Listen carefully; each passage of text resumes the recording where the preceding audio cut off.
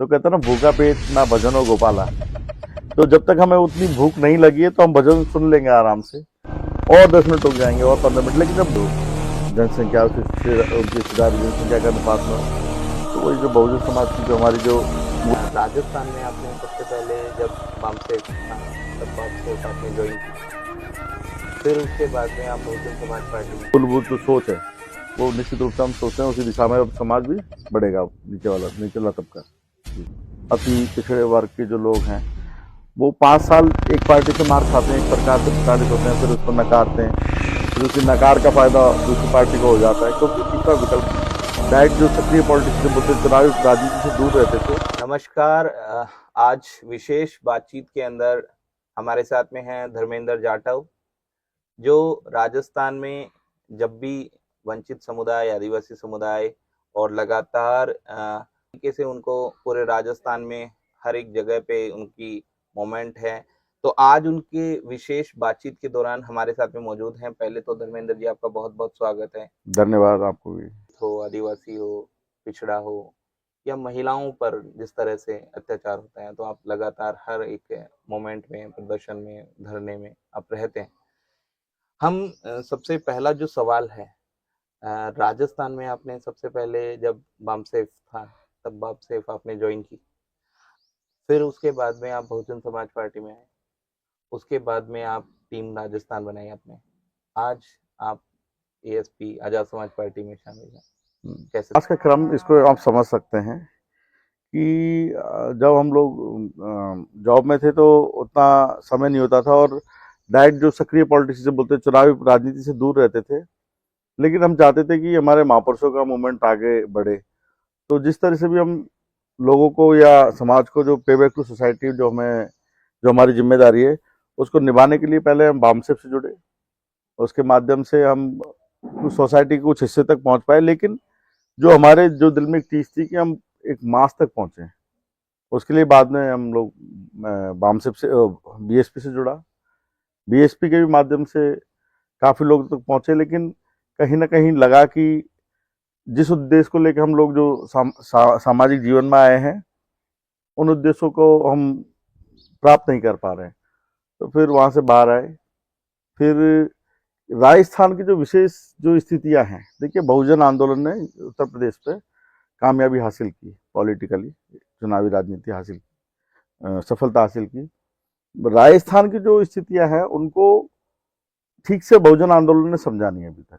उसको लेके हमने एक मोटा मोटी जो राजस्थान के जो जितने भी सक्रिय लोग हैं, हमने ये प्रयास किया कि उनको एक टीम के रूप में संगठित करें, और फिर हम लोग किस तरीके से हमारे बहुजन आंदोलन को मजबूत करते हैं। वहां भी प्रयास हमारा बहुजन आंदोलन को ही मजबूत करने का था।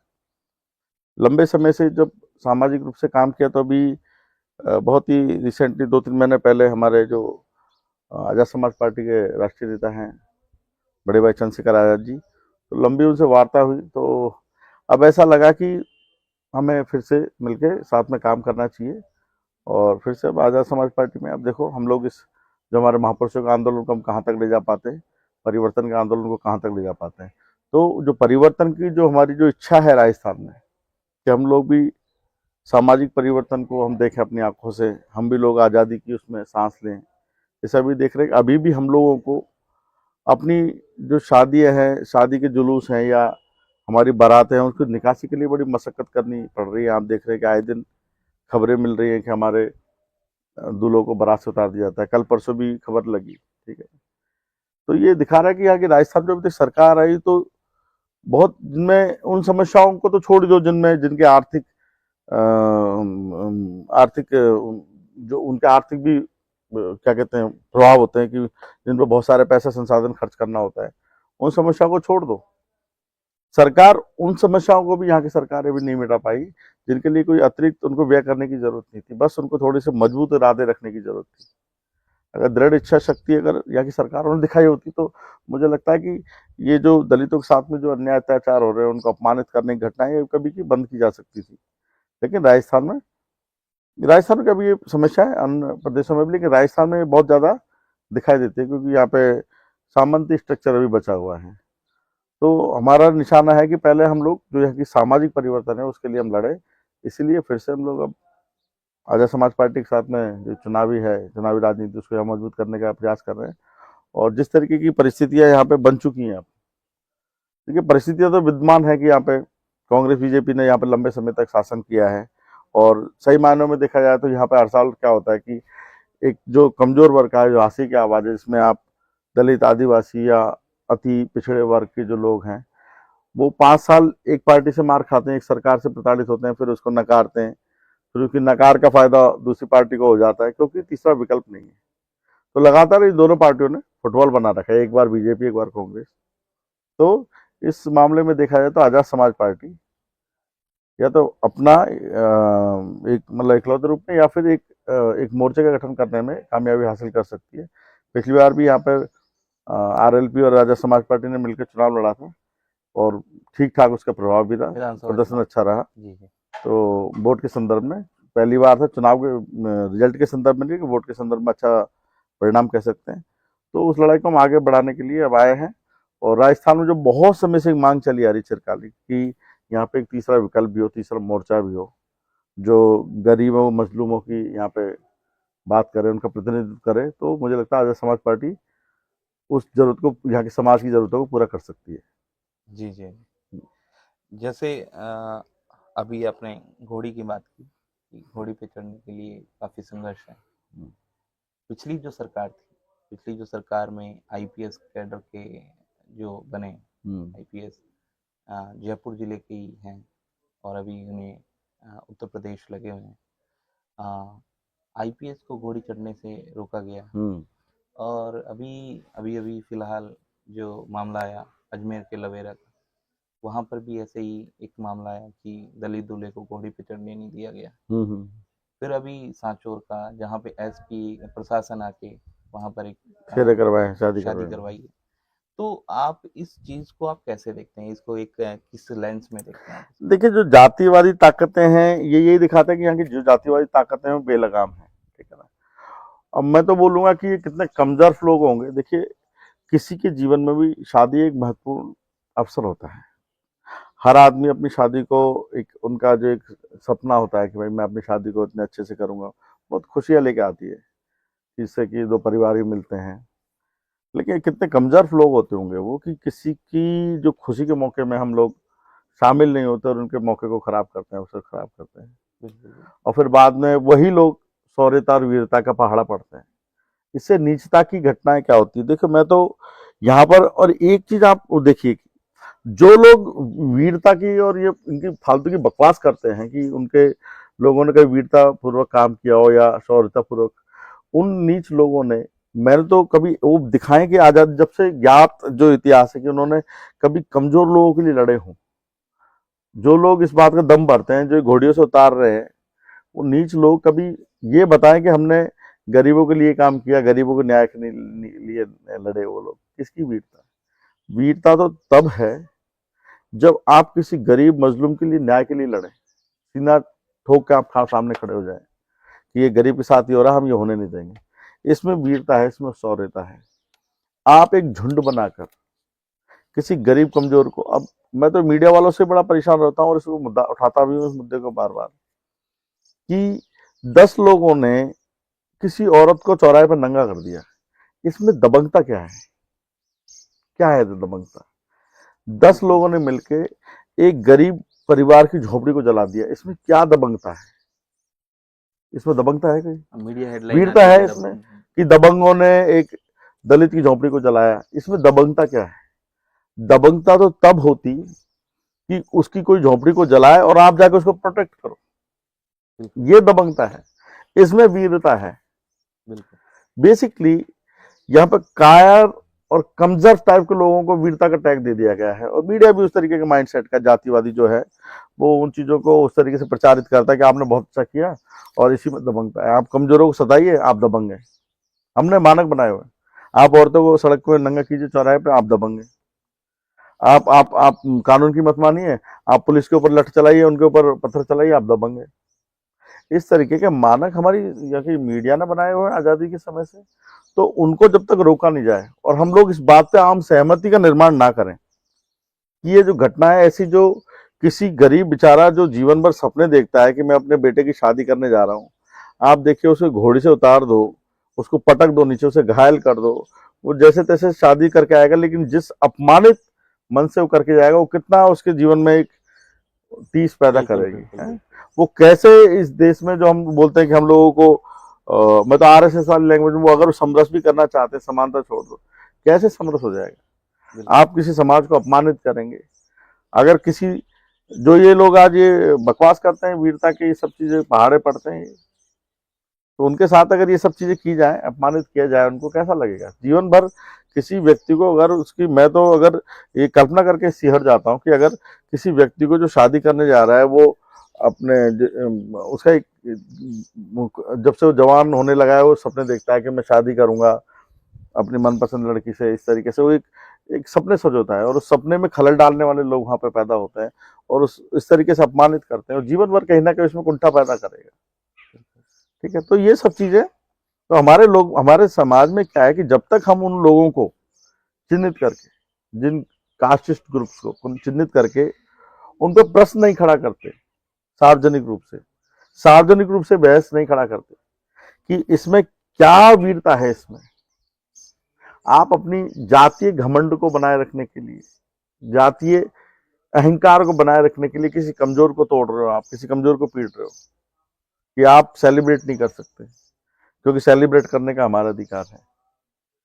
तो उन लोगों को चिन्हित करके जब तक हम उन लोगों पर सवाल नहीं दागेंगे, उन सवाल नहीं पूछेंगे, मुझे लगता है कि इस मानसिकता से निजात नहीं मिलेगी। जब तक इस मानसिकता से लड़ेंगे नहीं, तब तक, क्योंकि प्रशासन में भी तो उन्हीं के लोग बैठे हुए हैं अधिकतर, बिल्कुल शासन प्रशासन में जो राजनीतिक ताकत भी उन्हीं के पास में है, क्योंकि रिसोर्सेज उनके हाथ में, और सही मायने में देखा जाए तो सारी लड़ाई रिसोर्सेज पे कब्जा करने की है। आज हम जब सामाजिक परिवर्तन की बात करते हैं, सामाजिक परिवर्तन की लड़ाई लड़नी है, तो सामाजिक परिवर्तन भी इसीलिए जरूरी है जिससे कि आर्थिक मुक्ति की जो हमारी लड़ाई है वो शुरू हो सके। जब तक हम सामाजिक परिवर्तन नहीं ले लेते, सामाजिक बराबरी की स्थिति नहीं ला पाते, आर्थिक आजादी एक दिवा स्वप्न है। तो हम लोग जो ये है, जो जिस तरीके की राजनीति हम कर रहे हैं, बहुजन वैचार की राजनीति, वो देखा जाए तो वो सामाजिक परिवर्तन का ही आंदोलन है।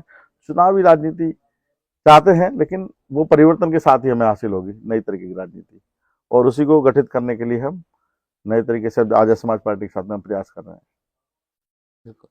हम्म, अ, फिलहाल जो राजस्थान में जो बहुजन मूवमेंट है, बहुजन आंदोलन है, हम्म।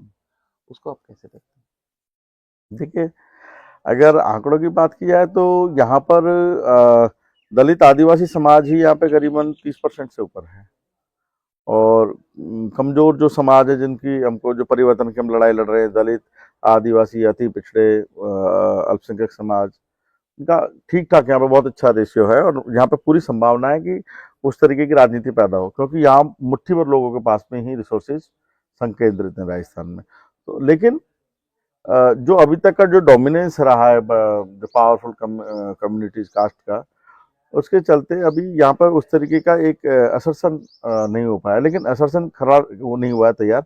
अभी देख रहे हैं कि लगातार लोग असर्ट कर रहे हैं, हर मुद्दे पर लड़ रहे हैं, हर समाज अपनी अपनी बातें कर रहा है, क्योंकि वो रिफ्लेक्ट वाली अपने कास्ट के ग्रुप के रूप में कर रहे हैं गरीब समाज, लेकिन कहीं ना कहीं उनमें जो हमारी जो लड़ाई के जो मुद्दे हैं वो सामाजिक आर्थिक हैं, और वो कॉमन है मोटा मोटी, जैसे कि चाहे वो आंदोलन सीएचए के फॉर्म में हो रहा हो पिछली बार, लेकिन वो रोजगार को रिफ्लेक्ट कर रहा है, रोजगार, बेरोजगारी की समस्या, और सभी युवाओं की, सभी ये जो नीचे के तबके हैं उनकी बराबर युवाओं की समान समस्या है रोजगार के लिए। तो आने वाले समय में निश्चित रूप से हम लोग जो ये जो कमजोर समाज की समस्या है, देखिए मैं एक बात बताऊं आपको, जब हम बेरोजगारी की बात भी करते हैं तो ये समस्याएं भी उन्हीं लोगों के बीच में ज्यादा हैं जो दलित आदिवासी समाज से हैं, कमजोर समाज से हैं।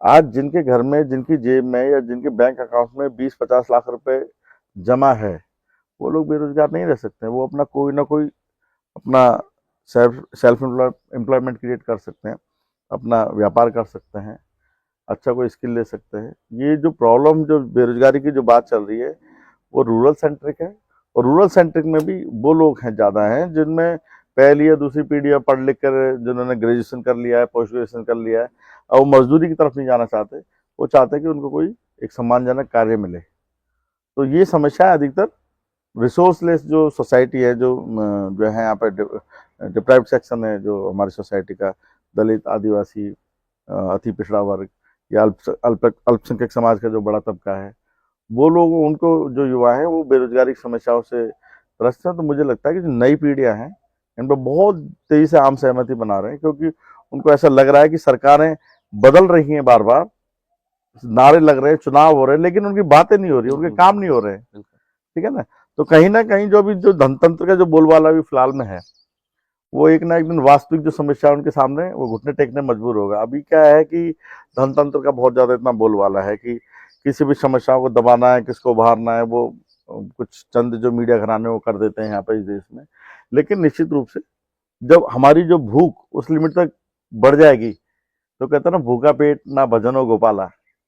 तो जब तक हमें उतनी भूख नहीं लगी है तो हम भजन सुन लेंगे आराम से, और 10 मिनट रुक जाएंगे, और 15 मिनट। लेकिन जब भूख हमें पूरी सताने लगेगी तो ये निश्चित मानिए कि लोग बाग भजन छोड़ के, मतलब ये सांकेतिक है, भजन छोड़ के निश्चित रूप से खाने की तरफ भागेंगे। तो वही समस्या है। अब मोटा मोटी राजस्थान में या पूरे देश में स्थितियां अब तैयार हो चुकी हैं कि हमारा जो गरीब कमजोर समाज का युवा है वो निश्चित रूप से अब अपने हक अधिकार के लिए अब आगे कूदेगा, और वो एक साथ होकर लड़ेगा।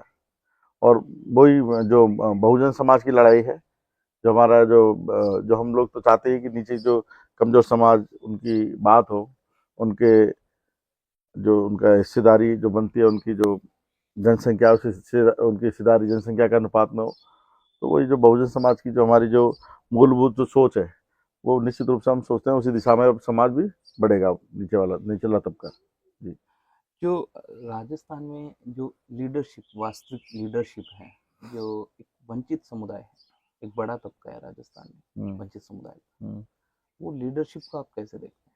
देखिए, मैं आपको बोलूं कि हम लोगों में एक बड़ा कंफ्यूजन इस बात को लेकर हमारे यहाँ पर फैला हुआ है कि हम लोग एमएलए, एमपी और लीडर्स में फर्क नहीं कर पा रहे हैं। तो हम तो रिजर्वेशन का यहाँ पर पूरा मामला है, तो जब रिजर्वेशन है तो एमएलए, एमपी तो रिजर्वेशन के प्रोडक्ट हैं। और अगर मैं आपको एक उदाहरण के माध्यम से दूं, मान लीजिए कि कोई कॉन्स्टिट्यूंसी अभी रिजर्व कर दी गई है, ठीक है, लेकिन वो मूलतः वहाँ पे किसी जो डोमिनेटिंग जो कास्ट है उसका प्रभाव है, और वही जो ये बहस वहीं सेपरेट इलेक्टोरल कॉलेज तक चली जाती है। डॉक्टर अंबेडकर भी ऐसे मानते थे कि ये रिजर्वेशन जो कर देंगे, चलिए कुछ कॉन्स्टिट्यूंसी रिजर्व कर देंगे और रिजर्व कैटेगरी के लोग भी पहुंच जाएंगे, ठीक है ना, लेकिन जिनका डोमिनेंस है वो अपने डोमिनेंस को कभी नहीं टूटने देंगे। जिन कास्ट का डोमिनेंस है उन क्षेत्रों में, वो अपने पसंद का किसी व्यक्ति को आगे निकाल के टिकट दिलाएंगे और उसको एमएलए, एमपी बनाएंगे। वही अभी तक सिलसिला चला आ रहा है। आप देखिए कि जिन समाजों की समस्याएं इतनी ज्यादा हैं, उनके प्रतिनिधि बैठ के वहां ऊँगते रहते हैं। हमारे SC ST के कितने जो प्रतिनिधि हम हर बार उतने भेजते हैं यहाँ से, 34 राजस्थान विधानसभा में भेजते हैं। आप देख रहे हैं कोई किसी हमारे मुद्दों को लेके कोई बोलता नहीं कि कम से कम ज्यादा नहीं तो भाई अपने समाज की समस्याओं तो बोलो। बहुत सारे तरीके से उनको हमारा समाज प्रताड़ित हो रहा है, उनके जो हक अधिकार नहीं मिल रहे हैं, जो पॉलिसीज उनके लिए कुछ बन भी रही हैं तो वो लागू नहीं हो पा रही हैं, पैसा लैप्स हो जा रहा है, तो इस बारे में कोई कहीं बोलने को तैयार नहीं है। उनको लगता है कि मेरा टिकट कट जाएगा। तो फिलहाल के सेटअप में अभी तक तो हम लोग जो चुनावी राजनीति वाले एमएलए, एमपी तक ही हम पीछे पड़े रहे, इसी को लीडरशिप मानते रहे। तो अब मूल रूप से समाज के बीच में ये धारणा अब जा रही है, धीरे से बन रही है कि एमएलए, एमपी बन जाने से सामाजिक परिवर्तन का कोई सरोकार नहीं है।